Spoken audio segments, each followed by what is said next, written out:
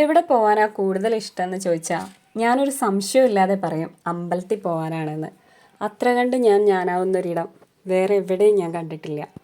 അങ്ങനെ ഞങ്ങൾ ഇന്ന് വന്നിരിക്കുന്നത് 4000 വർഷം പഴക്കമുള്ള മാനികാവ് ശിവക്ഷേത്രത്തിൻ്റെ ഭംഗിയും ഐതിഹ്യങ്ങളും കാണാനാണ്. കാടിനുള്ളിൽ ഒരമ്പലം, കുറേ കാലമായിട്ട് ഒന്ന് വരണമെന്ന് അത്ര ആഗ്രഹിക്കുന്ന ഒരിടം. ഈ ക്ഷേത്രം എവിടെയാണ് സ്ഥിതി ചെയ്യുന്നതെന്ന് വെച്ചാൽ വയനാട് മീനങ്ങാടിക്കടുത്ത് മാനികാവ് എന്ന സ്ഥലത്താണ്.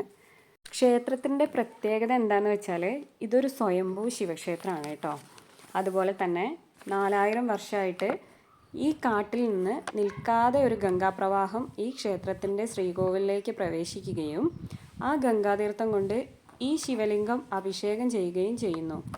ശിവലിംഗത്തെ അഭിഷേകം ചെയ്ത ഗംഗാതീർത്ഥം ഒരു ഓവ് വഴി പുറത്തേക്ക് പോകുന്ന ഒരു കാഴ്ചയും നമുക്ക് കാണാൻ കഴിയും. എങ്ങോട്ട് നോക്കിയാലും വളരെ മനോഹരമായ കാഴ്ച സമ്മാനിക്കുന്ന മാനികാവ് ക്ഷേത്രം. അപ്പോൾ നമുക്ക് അടുത്ത വീഡിയോയിൽ കാണാം. ബൈ.